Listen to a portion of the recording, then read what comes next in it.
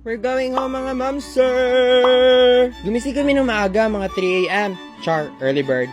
Tapos, nag-check-in kami. Everyone is observing COVID protocols naman, ma'am, sir. While waiting to board, nagutom ako kaya naisipan naming bumili muna ng foods. Yes, eat. Okay, nag-boarding na kami, ma'am, sir. COVID protocol check.